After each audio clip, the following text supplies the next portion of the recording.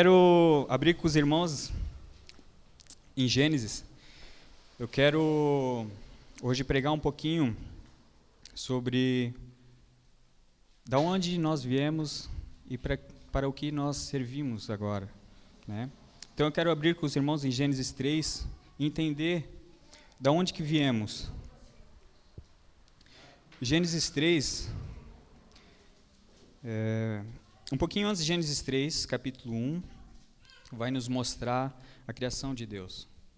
Como Deus criou a terra, como Deus criou todas as coisas, os animais, como Deus criou as árvores.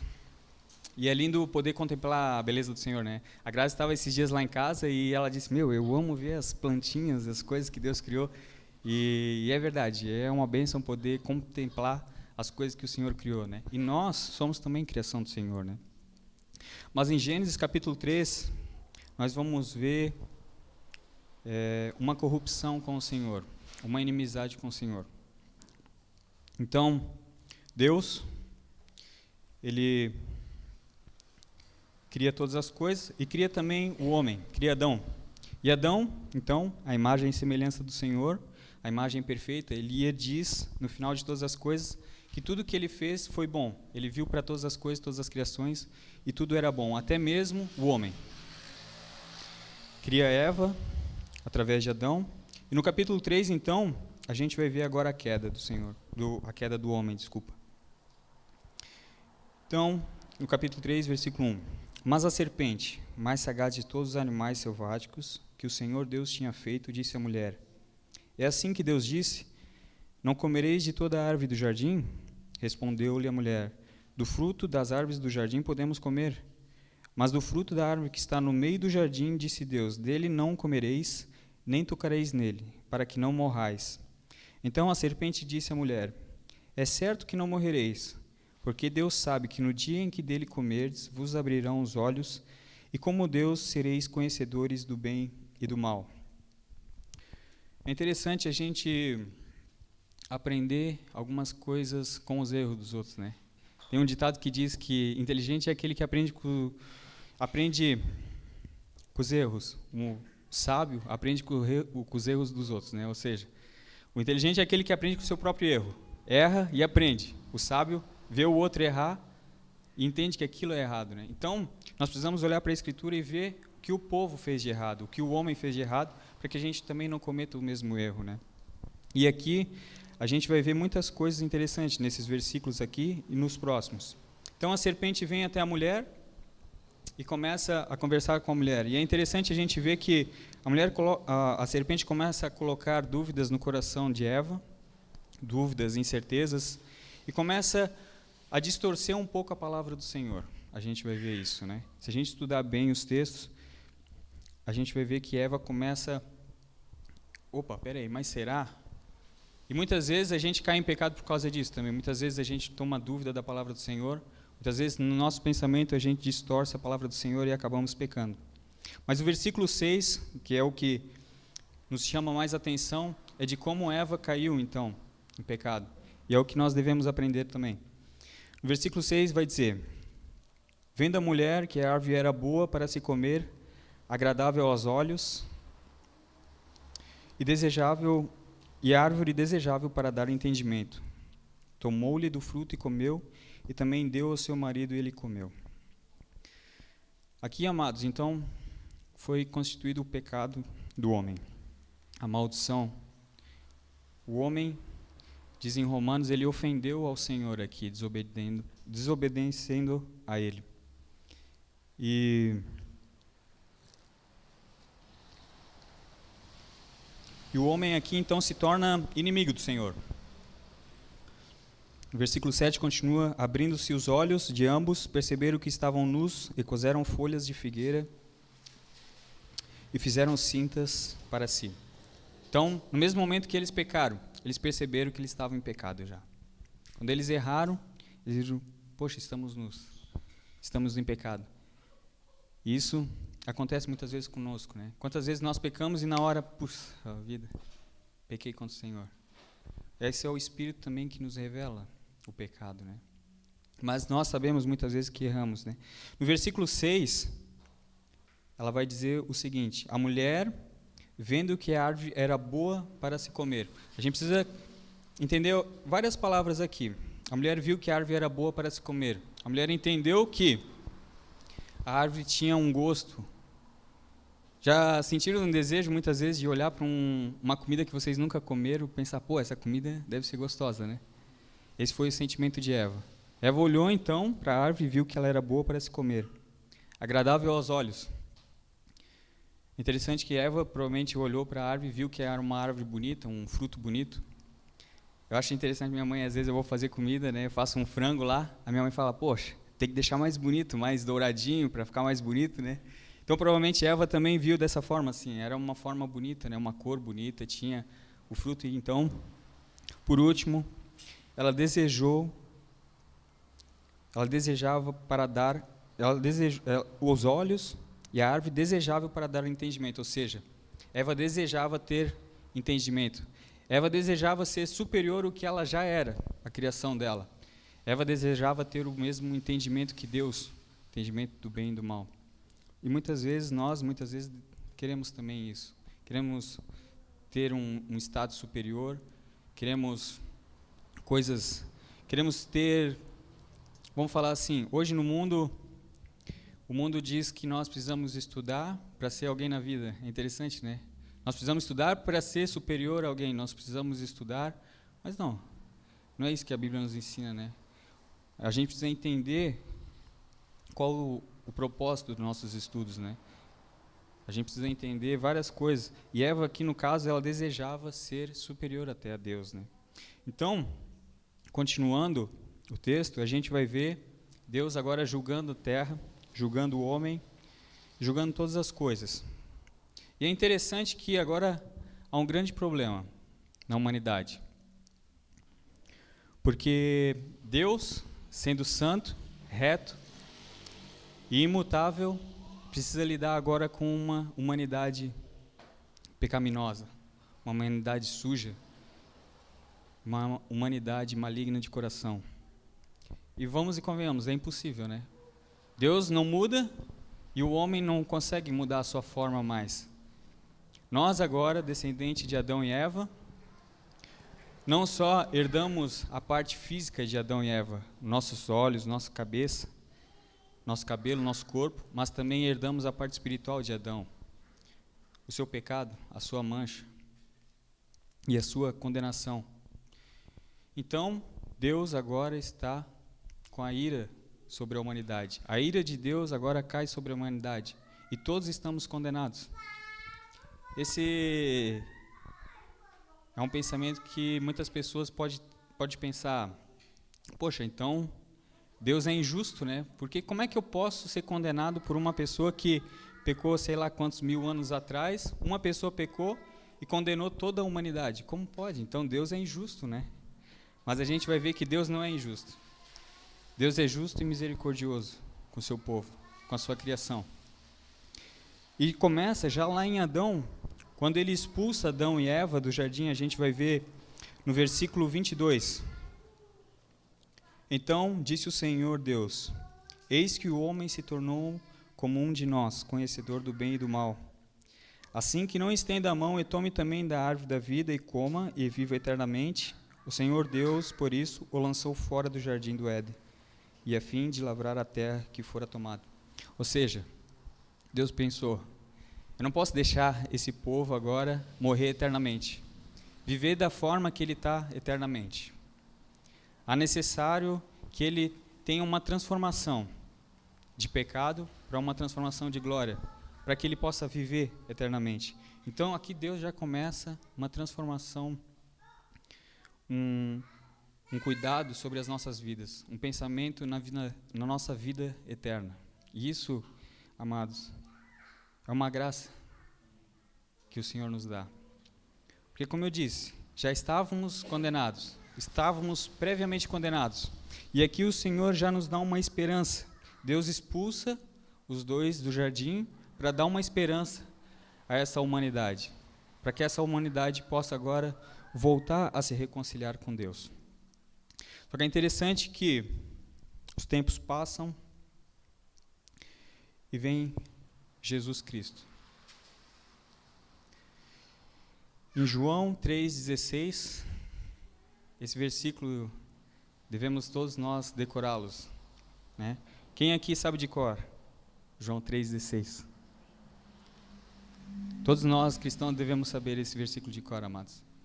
E o versículo João 3,16 diz o seguinte: porque Deus amou o mundo de tal maneira que deu o seu Filho unigênito para que todo nele crer não pereça, mas tenha a vida eterna. Amém? E o que isso quer dizer? Deus, então, olha para essa humanidade, para esse homem que estava manchado de pecado, que estava condenado, com misericórdia e amor. Deus amou tanto o mundo que deu o seu Filho para morrer, e que todo naquele que nele crer não pereça, mas tenha a vida eterna. Amém. Eu quero abrir com os irmãos em Romanos 5. Romanos é um livro muito interessante, talvez uma das cartas mais importantes do Novo Testamento. Romanos vai nos mostrar o verdadeiro evangelho. É como se fosse um compilado de tudo que o evangelho é dentro de Romanos. Paulo vai escrever aos romanos. Paulo provavelmente não conhecia a igreja de Romanos, conhecia algumas pessoas, Átila, Priscila, entre outros irmãos, mas talvez Paulo nunca tinha ido a Roma para conhecer os irmãos. Mas Paulo escreve aos romanos, sabendo que havia muita discórdia entre o evangelho em Roma, porque lá havia judeus e havia não judeus, e havia outras pessoas de outros locais que estavam distorcendo o evangelho. E Paulo escreve, então, aos romanos, a gente vai perceber do capítulo 1 ao 12, Paulo enfatizando o que é o verdadeiro evangelho.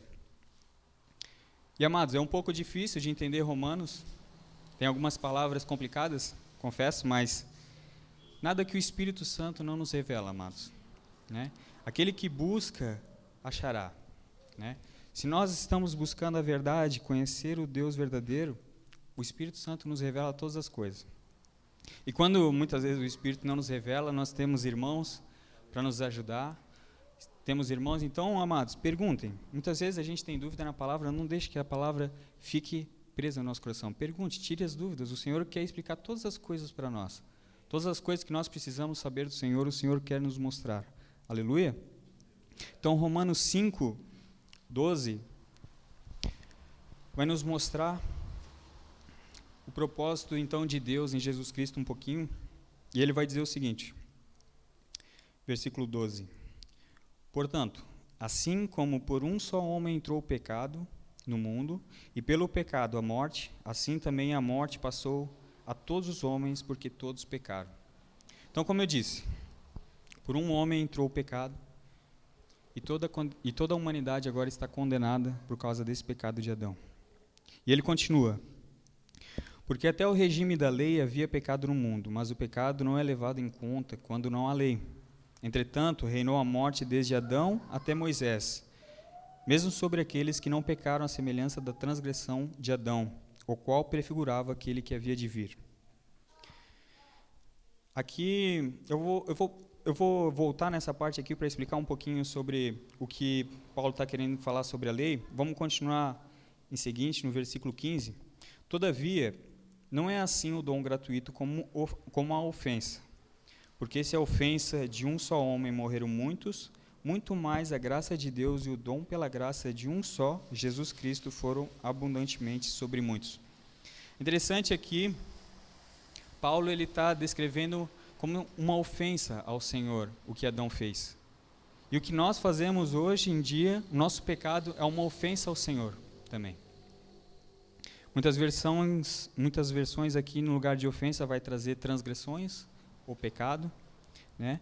Mas aqui a gente entende que por um só homem foi suficiente para trazer morte para muitos. Por um só homem também trará vida e graça, muito mais para muitos, né? Aleluia. Então, o versículo 16 ele continua: o dom, entretanto, não é como no caso que somente um pecou, porque o julgamento derivou de uma só ofensa para a condenação, mas a graça transcorre de muitas ofensas para a justificação. Se pela ofensa de um e por meio de um só reinou a morte, muito mais os que recebem abundantemente a graça, o dom da justiça, reinarão em vida por meio de um só, a saber, Jesus Cristo. Interessante que aqui Paulo ele não está colocando numa balança Adão e Jesus Cristo. Paulo não está fazendo isso. Paulo está dizendo que essa balança de Jesus é muito mais pesada. Ou seja, a graça de Jesus ela é superabundante comparado ao pecado. Não conseguimos comparar, por exemplo, a morte e a vida. É a mesma coisa o que Paulo está dizendo aqui. A graça de Jesus Cristo, ela não tem um valor imensurável. Ela transborda, ela transborda graça e dom de justiça. E reinarão vida sobre todas as nossas vidas. Aleluia? Pois assim como por um só ofensa veio o juízo, Adão então trouxe juízo a toda a terra, sobre todos os homens para a condenação, assim também por um só ato de justiça, Jesus Cristo morrendo na cruz, veio a graça sobre todos os homens para a justificação que dá a vida. Nós como cristãos, então, precisamos entender o que é justificação. O Luan se batizou hoje, ele teve a justificação. Luan, é necessário entender o que é a justificação, né? E provavelmente o Agenor, fazendo os estudos, já explicou, né? Mas todos nós como cristãos precisamos entender isso. É necessário que há uma justificação pelo nosso corpo. É interessante que o nosso ser, o nosso homem, ele agindo por vontade própria, ele não consegue agradar ao Senhor. Mesmo que nós fazemos algo bom aos olhos humanos, não agrada ao Senhor, se não for por Ele. Sabe por quê? Porque quando nós fazemos algo, mesmo que é bom aos olhos humanos, não é para gloriar ao Senhor. Por isso que Ele não se agrada. Agora, quando nós estamos com o Senhor e fazemos algo para o Senhor, nós estamos gloriando ao Senhor. E isso o Senhor se agrada. Por isso é necessário um reconhecimento de Deus sobre as nossas vidas. Por isso que, muitas vezes, quando nós fazemos algo que não é pelo Senhor, não tem valor algum. Mesmo que seja um ato bom, mesmo que seja um ato correto perante a sociedade, um ato justo, não tem valor perante ao Senhor, porque isso não glorifica ao Senhor. Todas as coisas precisam ser para glorificar ao Senhor. Aleluia. Paulo, ele vai continuar, versículo 19, porque como pela desobediência de um só, muitos se tornaram pecadores, assim também por meio da obediência de um só, muitos se tornaram justos. Assim como Deus enviou seu Filho, Jesus, e Jesus foi justo aqui na terra,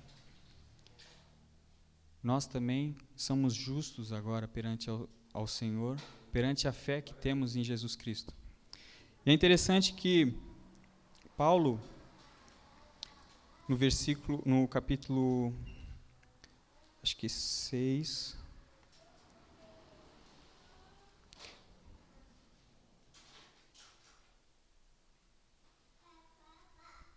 capítulo 3, eu acho.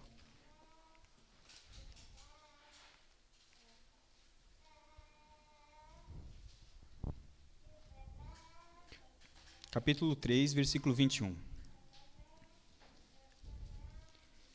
Virando um pouquinho, 2 páginas atrás. Ele diz o seguinte: mas agora, sem a lei, se manifestou a justiça de Deus, testemunhada pela lei e pelos profetas. Justiça de Deus mediante a fé em Jesus Cristo, para todos e sobre todos os que creem, porque não há distinção. Pois todos pecaram e carecem da glória de Deus. Então, como eu falei anteriormente, o pecado de Adão, ele corrompeu toda a humanidade, e todos carecem agora da glória de Deus. E continuando no versículo 24, sendo justificados gratuitamente por sua graça, mediante a redenção que há em Jesus Cristo, a quem Deus propôs seu sangue como propiciação mediante a fé, para manifestar a sua justiça por meio de Deus. Aleluia. Aqui, Paulo está dizendo o seguinte: Jesus morreu na cruz e ele ofereceu como propiciação todos os nossos pecados.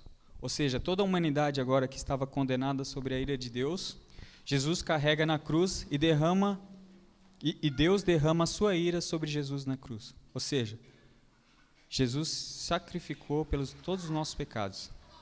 Jesus trouxe agora a vida, uma vida que nós não conseguíamos. Como eu disse desde o começo, um ato impossível entre Deus e a humanidade, um ato impossível de ser reconciliado. E Jesus traz isso agora, mediante a fé dele, diz Paulo, mediante a redenção, mediante a fé, para manifestar a sua justiça, por ter Deus, na sua tolerância, deixado impunes os pecados anteriormente cometidos. Aqui, então, não só os pecados anteriormente cometidos, mas os pecados também que irão ser cometidos, né? Nós, agora, 2000 anos depois de Jesus, os nossos pecados se derramaram junto com Jesus na cruz, na ira de Deus. Deus, então, agora nós temos reconciliação com Ele mediante essa fé de Jesus Cristo. E Paulo vai dizer um pouquinho ali em Romanos 5, eu quero ler com os irmãos, Romanos 5, 6, ele diz o seguinte: porque Cristo, quando nós ainda éramos fracos, ou seja, quando nós ainda tínhamos pecado, morreu a seu tempo pelos ímpios. Dificilmente alguém morreria por um justo, pois poderá ser que pelo bom alguém se anime a morrer. Mas Deus prova o seu próprio amor para conosco, pelo fato de ter Cristo morrido por nós, sendo ainda nós pecadores. O que Paulo está querendo dizer aqui é o seguinte: pode ser que alguém se anima a ajudar uma pessoa correta, uma pessoa justa, uma pessoa aos olhos humanos boa, mas dificilmente alguém está disposto a ajudar alguém corrupto, um assassino, um ladrão. Não é verdade? Muitas vezes nós olhamos com esse preconceito e vemos assim: cara, aquele cara lá roubou um monte, assassinou um monte, ele precisa morrer, aquele cara. Né? Agora aquele cara bom, não, aquele cara bom é show de bola. Mas Jesus, ele olha para nós, Deus olha para nós, e ele vê todos da mesma forma, em pecado. Não importa se era assassino, se era bom, se não era, se era ladrão, se não era. Deus olha para nós da mesma forma, pecadores. E da mesma forma, então, Jesus tem compaixão e se entrega por nós. Esse é o amor que Paulo está descrevendo aqui. Talvez por alguém bom, vocês se animam a morrer. Mas por uma pessoa má, aí sim é difícil. E Jesus provou esse amor. Ele diz: mas Deus prova o seu próprio amor para conosco, pelo fato de ter Cristo morrido por nós, sendo ainda nós pecadores. Esse é o sentido, então, de qual Jesus vem. No versículo 9 ele continua: logo muito mais agora, sendo justificados pelo seu sangue, seremos por ele salvos da ira, ou seja, salvos da condenação do Senhor. Mediante a fé dele agora, o nosso sangue agora é purificado. Através do batismo do Luan, hoje, tu recebeste agora vestes novas, Luan. O teu passado antes, desde a tua nascença, era um passado contaminado pelo pecado, desde quando tu nasceu. Mas agora Deus fez uma nova criatura tua. Deus te tornou agora filho do Senhor. Deus te lavou do pecado. Aleluia. E é interessante a gente ver que a gente não para pensar nisso, né? Mas desde quando nós nascemos, nós já somos pecadores. Por isso é interessante, desde pequeno, nós aprendermos, e aqueles que são pais, é o dever ensinar aos seus filhos que desde pequeno eles já são pecadores, porque nasceram em pecado. E o salmista, eu acho muito legal, Davi, ele fala, no Salmo 51, eu vou ler, se os irmãos não quiserem abrir, não tem problema. Eu vou ler rapidinho o Salmo 51. Davi era um homem muito sábio. Muitas vezes eu fico pensando, cara, como ele pode ter tanta sabedoria sem o Espírito Santo, né?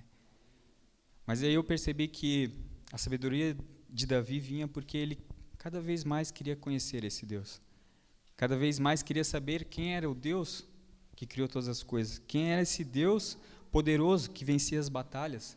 Quem era esse Deus que fazia milagres. Então, por isso, eu comecei a perceber que era por isso, então, que Davi tinha tanto conhecimento, tinha tanta sabedoria. O desejo dele era conhecer. E Davi reconheceu. No versículo 5 ele diz: eu nasci na iniquidade e em pecado concebeu minha mãe. Davi reconheceu que desde quando ele nasceu, ele já era pecador. E aqui o que Davi está dizendo, não que a mãe dele estava em pecado, não que a mãe dele deu à luz em pecado, ou que a mãe dele teve alguma relação errada e gerou ele. Não, ele está dizendo, eu já nasci na minha forma humana, a minha natureza pecaminosa. É isso o sentido que Davi está trazendo. E é isso que nós precisamos ensinar para os nossos filhos. Pais, é necessário que seja ensinado isso para os seus filhos. Que eles já nasceram pecadores e há necessidade de uma reconciliação agora com Deus. E não importa se é filho de pastor, ou se é filho de presbítero, ou se nasceu em lar cristão, todos nós agora carecem da glória de Deus, diz Paulo, como a gente leu. E é necessário um arrependimento das nossas vidas. Aleluia?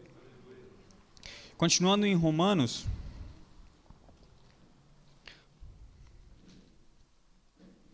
Romanos 5,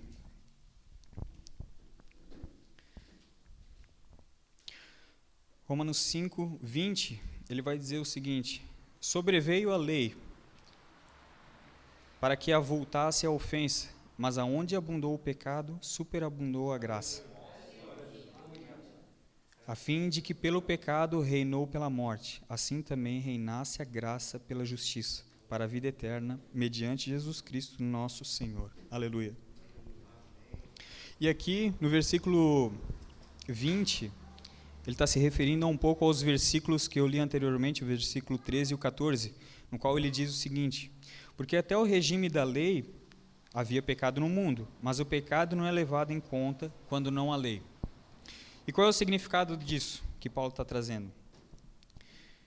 Eu tive pensando nisso aqui um pouquinho e quando eu estava lendo isso aqui, veio uma lembrança de eu tenho um amigo e ele teve uma dificuldade financeira. Ele vendia mercadorias sem nota fiscal, né? Só que é interessante que ele ia lá, comprava mercadoria sem nota fiscal, trazia, vendia e tal. E o que aconteceu? Teve uma dessas viagens que a Receita Federal, a polícia, parou ele, verificou, opa, mas o que está acontecendo aqui? Está trazendo mercadoria ilegal, sem nota fiscal? Ah, mas eu estou trazendo e tal, achei que podia.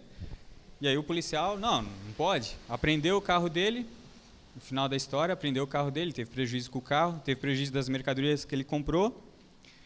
E aí o policial mostrou, não, está aqui na lei. Esse é o sentido da lei de Moisés também. É isso que Paulo fala, já havia pecado antes da lei. Mas agora, quando veio a lei, fosse para que ficasse nítido que havia pecado. É isso que Paulo vai dizer no versículo 20.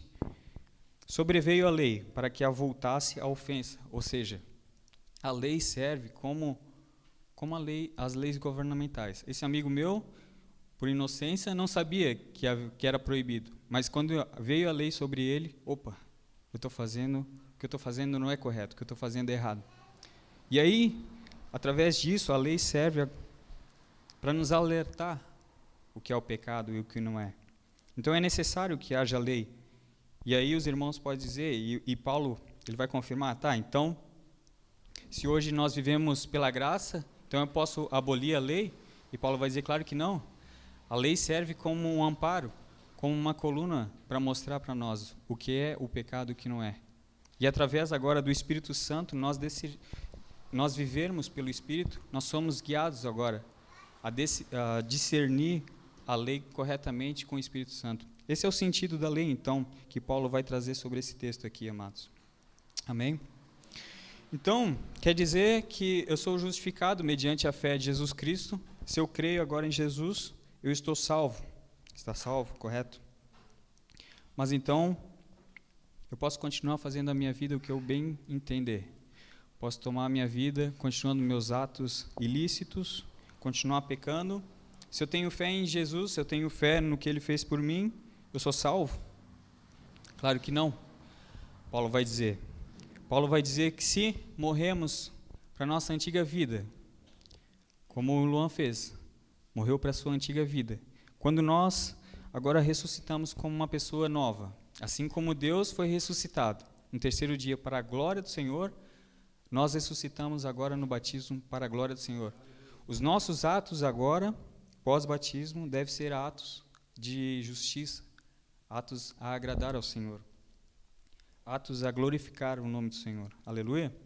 É isso que Paulo vai nos mostrar no livro de Romanos. E agora eu quero abrir com os irmãos Romanos 6:8. Paulo vai dizer: ora, se já morremos com Cristo, cremos também que com Ele viveremos. Sabedores de que, havendo Cristo ressuscitado dentre os mortos, já não morre. A morte já não tem domínio sobre ele, pois quanto a ter morrido de uma vez, para sempre morreu para o pecado, mas a quanto viver, vive agora para Deus. Então, se escolhemos morrer no batismo com Cristo, agora escolhemos também viver com Deus pós-batismo. Aleluia? Aleluia. Eu quero agora fazer uma colocação pós-batismo, vamos colocar assim, porque muitas vezes nós ainda continuamos pecando, mesmo após batismo, mesmo após buscando a santificação, mas continuamos pecando. E é interessante a gente parar para pensar nisso, né? O Luan me perguntou, tá, então eu vou me batizar amanhã e a partir da manhã eu não peco mais, nunca mais. Glória a Deus se fosse assim, né? Mas é interessante que o problema não está no Espírito Santo. O problema está em nós mesmos. O que nós deixamos de brechas agora na nossa vida para que o pecado entre na nossa vida. O que nós colocamos nos nossos olhos, o que nós colocamos nos nossos ouvidos, nos nossos pensamentos, são pensamentos que glorificam o nome do Senhor, são pensamentos que desagradam ao Senhor, e é isso que eu quero ler um pouquinho com os irmãos. 1 João, a carta de 1 João, capítulo 2, versículo 15.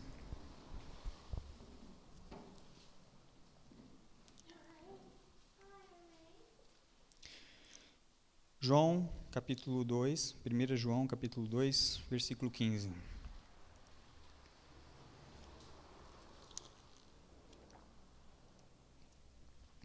Então, assim como o Luan se batizou agora, todos nós que somos batizados, precisamos ter conhecimento disso também.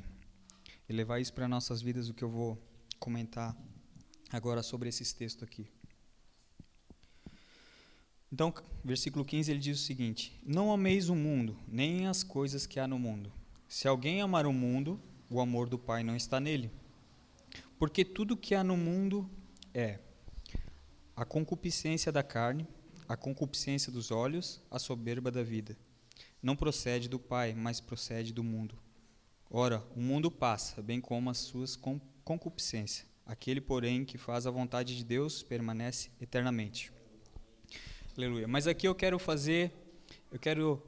trazer alguns pontos aqui que João se refere. Ele se refere basicamente a 3 pecados. E desses 3 pecados se origina quase todos os pecados que nós vemos na nossa vida. A concupiscência da carne. E qual é o significado da concupiscência da carne? A gente pode trazer como a nossa vontade da carne, os nossos prazeres da carne. Imoralidade sexual, a gente pode colocar. Drogas, pecado com drogas, nos dá prazer na nossa carne. E eu já tive irmãos que perguntaram, poxa, mas não pode fumar um cigarro? Não posso fumar um cigarro? Cigarro não fala nada na Bíblia. Droga não fala nada na Bíblia. Fala sobre alcoolismo, tu não pode ser alcoólatra, mas cigarro não fala nada. Mas aqui João vai alertar a concupiscência da carne. Aquilo que a carne nos dá prazer.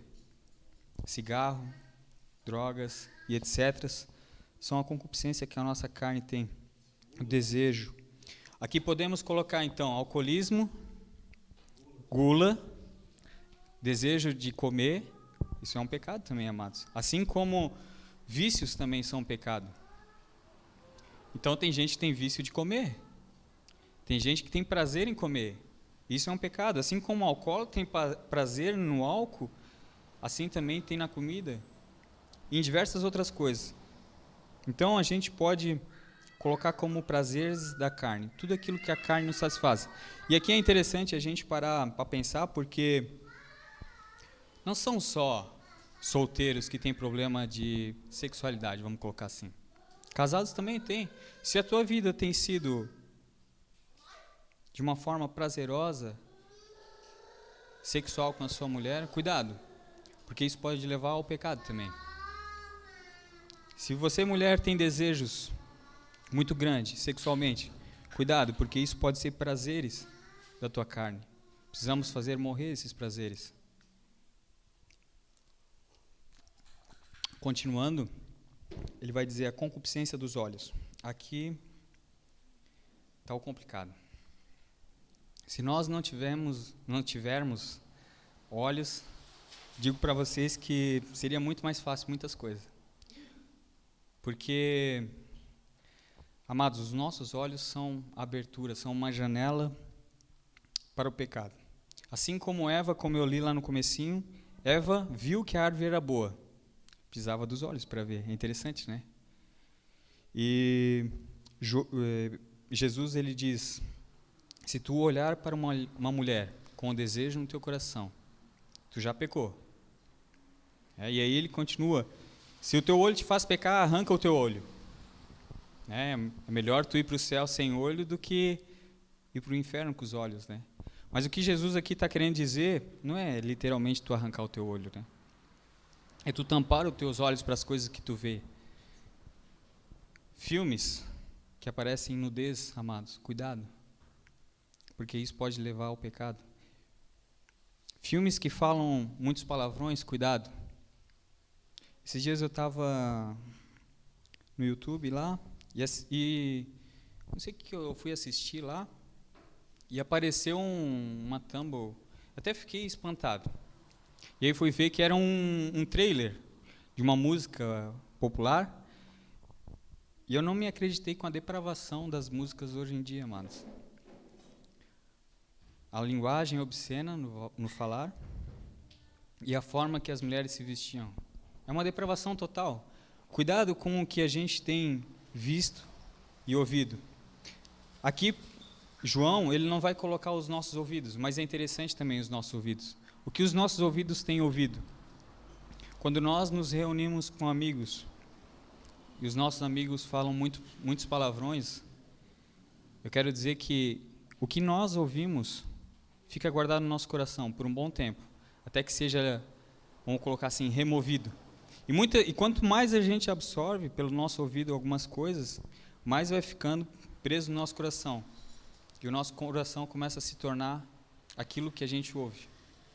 A mesma coisa acontece com nossos olhos. Quanto mais eu começo a ver coisas, mais o nosso coração começa a desejar aquilo que a gente está vendo. Cuidado com aquilo que a gente está vendo. Então aqui a gente pode colocar cobiça pelos nossos olhos. Nossos olhos veem bem materiais, muitas vezes a gente deseja aquelas coisas. Isso é pecado também, amados. Cuidado. Não desejam as coisas. Deus diz que proverá todas as coisas. Aleluia?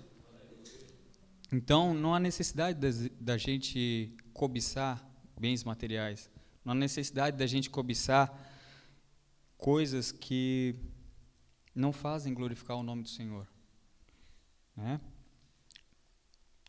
Eu gosto muito que o irmão Newton, ele sempre fala, vigiai e orai, vigiai e orai, vigiai e orai. E é interessante que muitas vezes a gente vigia, mas não ora, né? É interessante, porque a gente vigia, isso aqui é errado. Aí eu estou vigiando, né? Então eu me afasto daquilo, mas eu acabo não orando, né? E é necessário, muitas vezes, quando a gente vê coisas erradas, amados, vigiar é justamente isso. É virar o olho. Desviar daquilo que a gente está vendo que é errado. E orar, Jesus aconselha. Para fortalecer o nosso espírito. Para fortalecer que cada vez quando a gente olhar para aquela coisa errada, a gente não tome no nosso coração o desejo de pecar. O desejo, a vontade daquilo. Então, vigiar e orar é isso. É o sentido que o Newton sempre fala. Vigiar e orar. Quando a gente olha alguma coisa de errado, desvia o nosso olhar, desvia a nossa atenção. Porque aquilo vai nos fazer pecar. E esse era o alerta de Jesus. Vigiem e orem. Aleluia. E por último, ele vai falar sobre a soberba da vida. E aqui é uma coisa que é complicado sobre as nossas vidas. Porque, como eu disse no começo, muitas vezes a gente pretende ser superior em várias coisas, né? E como eu disse, se os nossos estudos, nossa faculdade tem sido para ser superior a alguma coisa, o nosso foco está errado. Nossa intenção está errada. Se os nossos estudos estão sendo para glorificar o Senhor, aí sim, a gente está com a intenção certa. Mas quando a intenção é de ser superior, quando a intenção é de ter mais conhecimento que alguém, quando a intenção é de ser alguém reconhecido, cuidado, porque isso pode te levar ao pecado. E é isso que eu vejo muito. Eu participei em faculdade e eu tive amigos cristãos, e eu mesmo era cristão na faculdade, e eu via a corrupção entrando dentro da faculdade. A corrupção de querer ser alguém na vida, de querer ser superior a alguém, querer ter dinheiro, ostentação, o orgulho, a arrogância traz isso. Então, cuidados, amados, cuidados. A soberba da vida também pode ser colocada como arrogância. Pessoas arrogantes, pessoas, como eu disse, o Rafa estava aqui, mas para ele não importava se ele estava no tom, se não estava. O importante dele era agradar ao Senhor. Quando nós fazemos coisas arrogantes, isso aí desagrada ao Senhor. Essa é a soberba da vida. Quando nós achamos superiores a alguém, nós estamos desagradando ao Senhor. Nós estamos pecando. E um pecado leva ao outro pecado. E quando nós vemos, nós estamos contaminados pelo pecado. E, amados, eu quero dizer que é uma situação difícil, porque aí não conseguimos mais abandonar o pecado. Então, para encerrar, eu queria dizer para nós tomarmos cuidado naquilo que a gente tem visto, naquilo que a gente tem ouvido, para não deixar que as flechas do inimigo entrem no nosso coração, para que aquilo que a gente tem visto não desperte desejo no nosso coração, aquilo que a gente tem ouvido não desperte desejo no nosso coração que nos leva ao pecado. Uma vez que o desejo brota no nosso coração, Jesus diz, se o teu desejo tu já está pecando. Se tu olhar para a mulher com desejo no teu coração, tu já pecou. Se tu odiar o teu irmão, o desejo no teu coração é o ódio, tu já está pecando. Então, quando o desejo brota no nosso coração, a gente não consegue mais frear o pecado. Então, a mensagem de hoje, amados, era isso.